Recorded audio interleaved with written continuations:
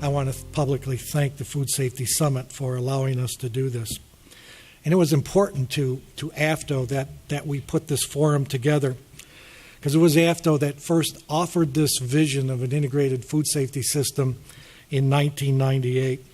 And it was viewed by many at that time to be pie in the sky, that it was just impractical to do it, and people would say, how dare you think government could coordinate their efforts in food safety, that it's just not going to happen. I remember arguing with consumer groups about it. At first they were against this because they insisted on program standards for the states, which, by the way, they were right, and we have progressed to the point where we do now have program standards for the states and local regulatory agencies. But the thing that I remember most is at the first 50-state meeting that we had following AFTO's vision, publishing this vision, was somebody standing up and saying that they would sooner share their toothbrush than share their data with another government agency.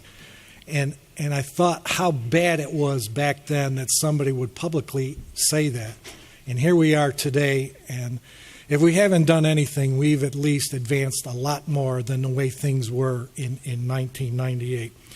But two mistakes we did make back in those days is we did not engage industry, and we did not engage consumer groups. And that, again, is another reason that we wanted to have this forum, so that everyone, all stakeholders, are aware of the things that are going on now to develop an integrated food safety system. Good ideas never die. They never die. And although our dream of an integrated food safety system did disappear after 1998, soon we got new leadership at FDA, and of course we had the passage of the Food Safety Modernization Act, which actually validates that vision of an integrated food safety system, in that it now mandates FDA to work in a more coordinated fashion with its food safety partners. So, as I said, not engaging industry and consumers in the past, we will not let that thing happen again. So I hope the forum today will clarify to all of you what a fully integrated food safety system is, what it will look like, what we have done so far to date to develop the system, and what our plans is for going forward to advance it. That we can also identify some of the barriers and concerns that still exist, and how an integrated food safety system will help us meet the mandates of the Food Safety Modernization Act. This forum is really a perfect beginning to the Food Safety Summit, because as you know, the Food Safety Summit, the theme is dedicated to the implementation of FSMA. I mentioned just a minute ago that how new leadership at FDA and a new food law has really been the drivers, in my view, for the reemergence of this effort to integrate our nation's food safety system. No one has been a bigger supporter and promoter of this effort than Mike Taylor. And I cannot imagine having a meeting such as this that involves FSMA or an integrated food safety system without having Mike here. Frankly, he's been to just about every meeting that I have been to relative to those issues.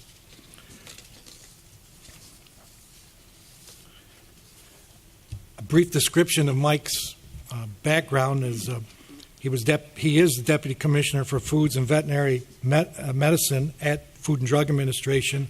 He obtained this position in January 2010. He's the first individual to hold this position, which was created along with a new Office of Foods in August of 2009. Mike is leading the FDA efforts to develop and implement a science-based, prevention-oriented strategy for food safety envisioned through the Food Safety Modernization Act. Prior to coming to FDA, Mike served as a research professor at the School of Public Health and Health Services at George Washington University, and as administrator of USDA's Food Safety and Inspection Service and the acting Undersecretary for Food Safety at USDA. Again, to lead us off and to offer to all of you this vision of an integrated food safety system. Please join me in welcoming Mike Taylor.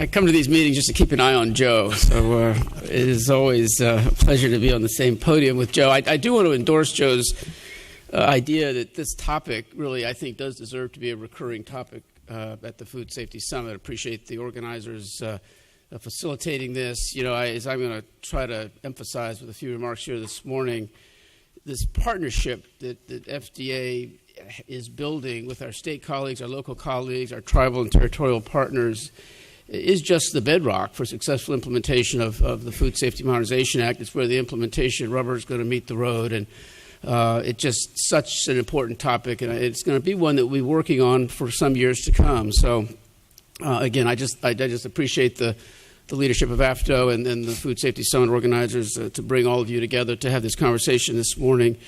It is a little odd for me to be billed as giving the vision for a national integrated food safety system when there's no human being on the planet who is more the originator of the vision and has been more persistent in driving this than Joe Corby. And so anything I know about this I derive from Joe, so it's going to sound like a parrot act here. But again, I have enormous admiration for Joe and his persistent and very effective leadership on this issue.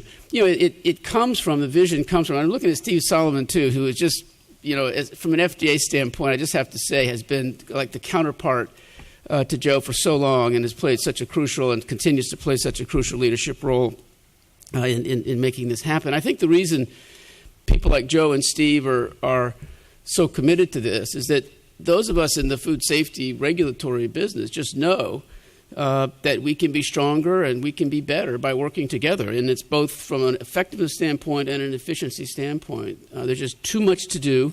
The food system is too dispersed to think that FDA as a national regulatory agency can do all the work and do all the work well that needs to be done to provide the oversight that the public expects, that our laws mandate us to provide. And so it's just kind of a no-brainer for us that this has to be, as it has been an important part of the past, just has to be a crucial part of the future as we go forward to implement the Food Safety Modernization Act. And it's grounded in just these realities of, you know, the local presence that states and localities have, that our tribal governments have on food safety. They're there, they have capacity, they have local knowledge and expertise that is close to and grounded in the reality of a very diverse food system across this country, and they have motivation and commitment. And I think this is something that those of us know and in the government know firsthand. I think, you know, Joe mentioned the consumer community and some of the skepticism in that community somehow about having the reliance that FDA has envisioned having on states. But that has changed because I think the consumer groups have come to know the people working in state and local governments on food safety, many of whom are in this room here today, and just know the motivation and commitment and expertise that they have. And so again, this partnership is just kind of like an obvious thing to those of us working within the system. And the thing is, it's not new. Again, Joe has talked about a vision of a national integrated system, and it's been emerging over the years. And there's been enormous engagement and partnership that's on the ground right now, happening in a very productive way, particularly in the facility arena, facility inspections. The states do over half of the FDA inspections on FDA's behalf under contract. There's an enormous amount of collaboration on laboratory practices, laboratory capacity, compliance cooperation when there are problems, outbreak response. Again, these are all areas in which the states have key roles, key capacity that FDA relies upon. We also have close relationships that go right down to the grassroots, to the local level, on retail food safety and the shellfish program, the milk safety, the pasteurized milk ordinance, and the National Conference on Interstate Milk Shippers. So again, there's already an established network of relationships of collaborations. As Joe said, FSMA changes that all for the better, takes it to a whole new level, because whereas historically this has been an area of work where the states and FDA and localities have worked together because we knew it made common sense and saw ways to do business better by working together. FSMA has now made this a mandate. It's made it the framework within which we are to carry out the new prevention-oriented food safety system that FSMA mandates. And if you've been through the law, you've seen the examples of this.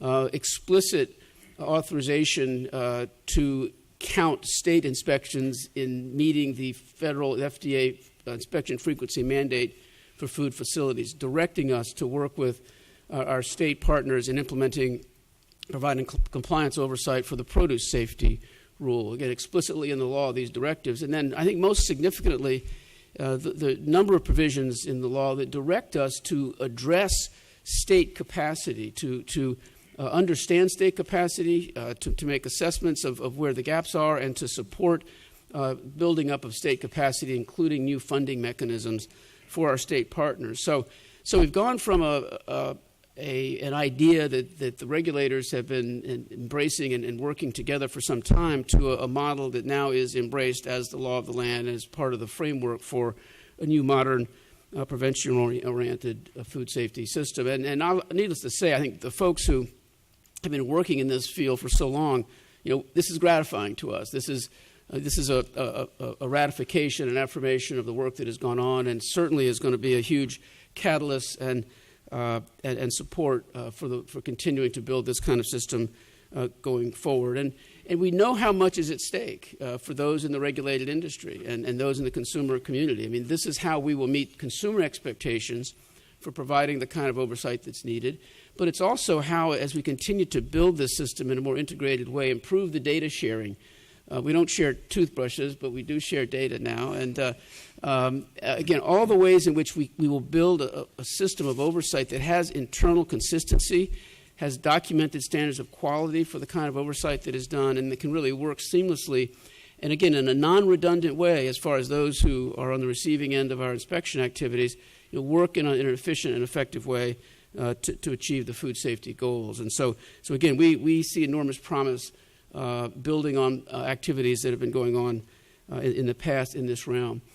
There's one area of FSMA, one important component of the law that really is going to call for a whole new area of collaboration, new opportunities, and I would say new challenges in crafting a state and local partnership that will work. And that, of course, has to do with the produce safety components of the Food Safety Modernization Act. This is a brand new area of regulation, not that we haven't been, as everyone in this room certainly knows, involved with produce safety on the farm and investigating outbreaks and taking actions when needed to respond to problems. But Congress now, of course, has said establish enforceable standards for growing practices on farms that can be effective in preventing contamination of fresh produce. And so we are engaged now on produce with a whole new set of constituencies in a regulatory relationship, the tens of thousands of growers who are covered by the rule, and as well as the tens of thousands who are not technically covered because of various exemptions in the law, but nevertheless are as much in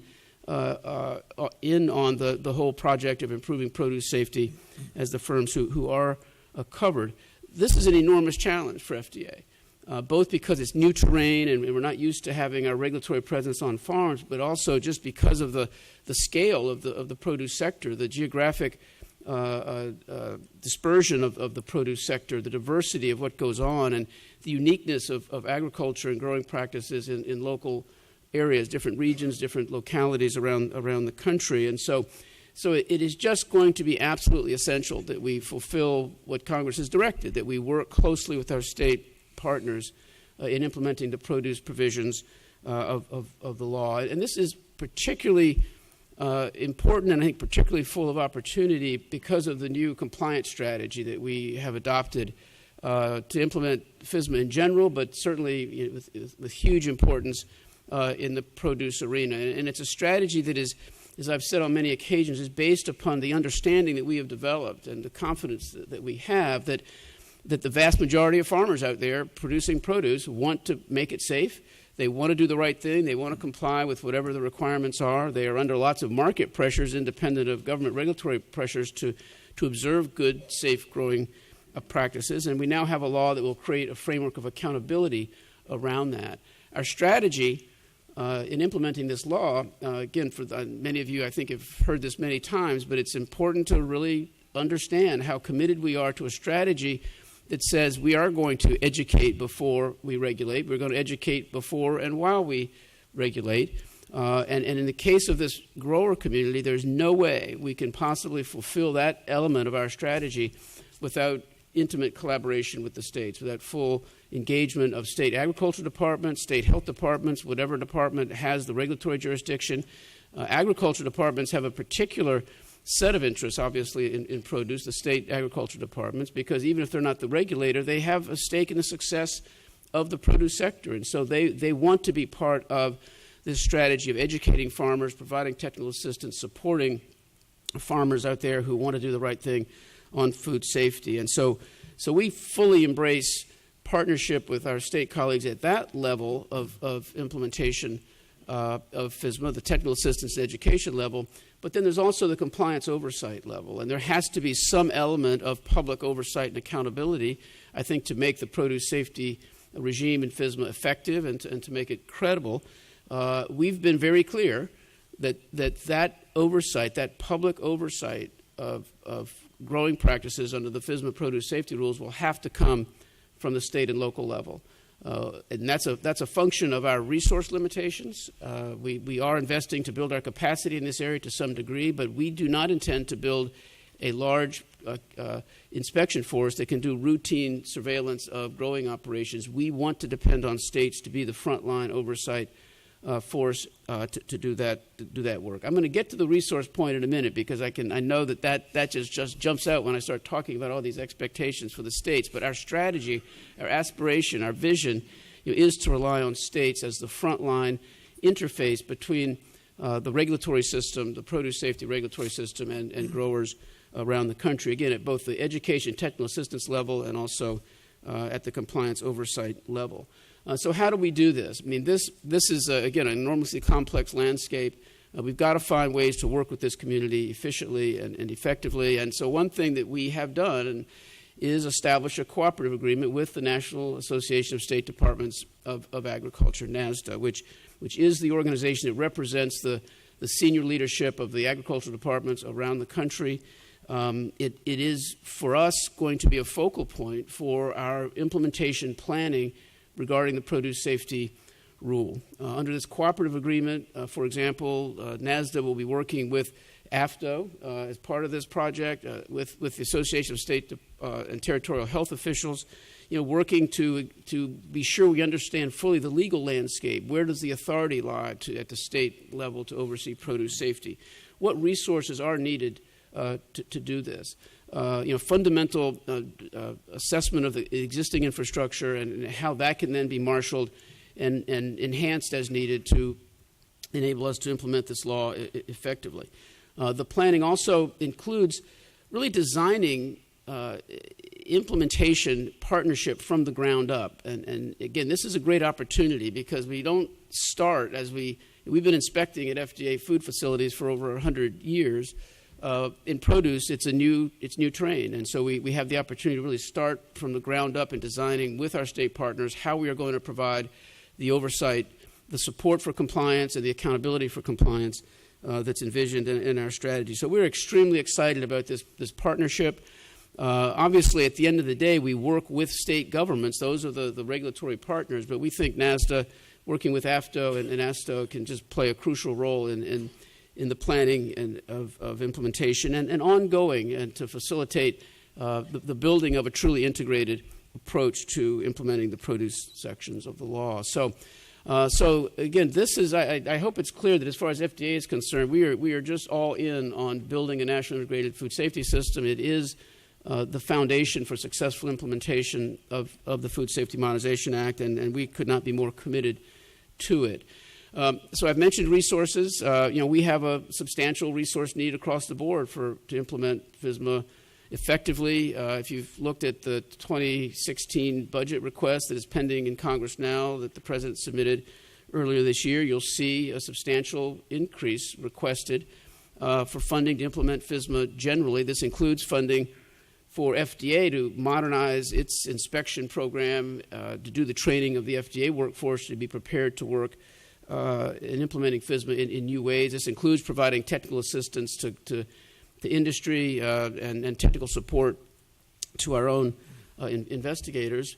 But a crucial element, indeed the largest single element of this budget request, of the $109.5 million, $32 million is requested to continue building the National Integrated Food Safety System. And this is investing in state capacity, in state training, in as well as our tribal and local partners, the kind of training that's needed so that we can, in fact, all be working from the same vantage point, the same level of training, and the same skills to be able to implement the law consistently and effectively across the country. The other major chunk of funding, of course, is for the import system. FSMA has mandated an entirely different approach to ensuring that imported food meets our standards, as those in this room surely know by now. That's going to require substantial investment. I think that's where we may have some of our most daunting challenges in assuring the safety of food coming to this country. We see potential roles for states in that realm as well. And without going too deeply into the weeds, although happy to answer any questions folks may have about this, the supplier verification elements that we envision in the preventive controls rule parallel the foreign supplier verification program requirements. In many cases, the importer is going to be a domestic facility that is managing supply chains globally through a supplier verification program. We may have state inspectors who are collaborating with us in the oversight of even these global supply chain verification issues. So the sky is really the limit from our standpoint, and how we partner with our state agencies.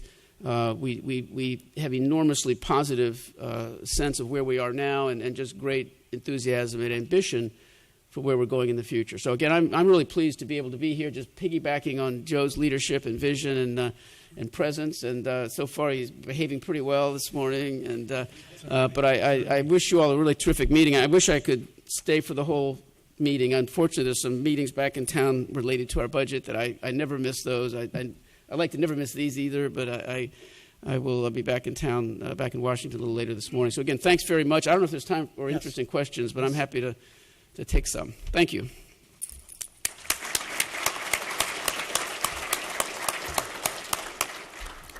Please come up to the mic with your questions. Any questions? Craig, gotta have a question.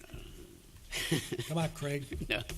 Yeah, there we go. We got the other Craig. Good morning, Craig Henry. Is it on, guys? Now it's on. Yep. Good morning, Craig Henry with Discernus. Mike, you did a great job last week with the implementation meeting, and you certainly focused a lot on this. One of the big questions that I think is applicable not only for all stakeholders, but especially in the state area, and I don't want to put you on the spot for this, so you may not have all the answers, but I know stemming from last week, one of the biggest questions on the floor is, when do you expect FDA to start putting out guidance for those that are amenable to the various rules that are going to be published here later this year? Yeah. Because getting ready for that is critical for everyone. Thanks. Yeah, thanks, Craig. That's a good question. And so the work on guidance, on the major guidances, is going on in parallel with work on the final rules. I think most people know that we will be issuing the preventive controls final rules end of August of this year. Produce and foreign supplier and accredited third-party certification end of October. So it's coming.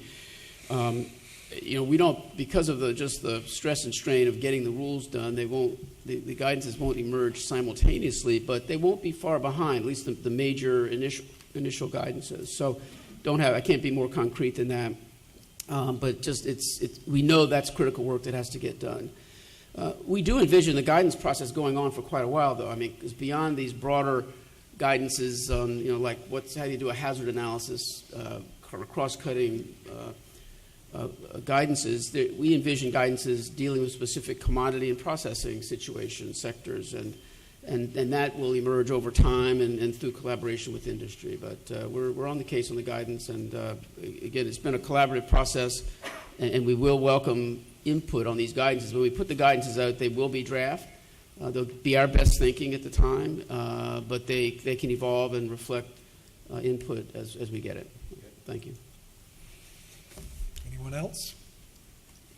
Thank you, Mike. Thank you.